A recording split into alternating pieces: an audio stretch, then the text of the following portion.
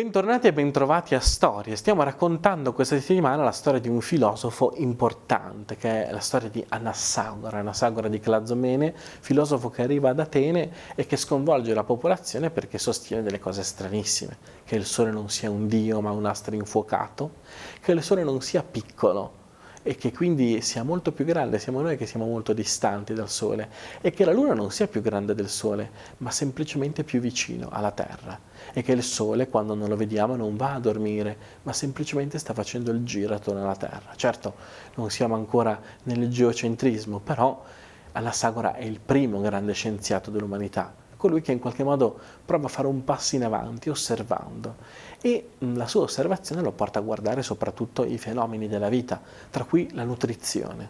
L'uomo si nutre e nutrendosi cresce. Anassagora non si capacita come mangiando del pane, mangiando della carne, l'uomo possa vedere crescere le unghie, possa vedere crescere il volto, possa vedere crescere le gambe. Com'è possibile che un nutrimento così diverso possa far crescere cose così particolari? Anassagora risponde in maniera spiazzante: probabilmente quel nutrimento contiene i semi di quelle cose. Quindi nel pane ci sono i semi delle unghie, i semi delle ossa, i semi del nostro corpo. Anzi, Anassagora dice che i semi di tutta la realtà sono presenti dappertutto.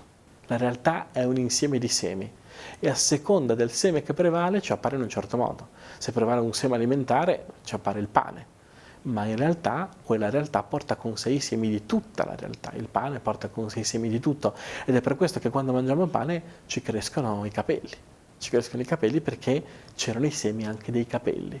Ecco, osservando Anassagora arriva a dire che tutto in qualche modo porta dentro tutto, che tutte le cose portano dentro tutto. E questa è la famosa teoria dei semi di Anassagora, con la quale lui si conquista un premio e un posto all'interno dei filosofi della scienza dell'antichità, perché in qualche modo intuisce che non solo ogni cosa è legata all'altra, ma che ogni cosa porta dentro tutto l'universo.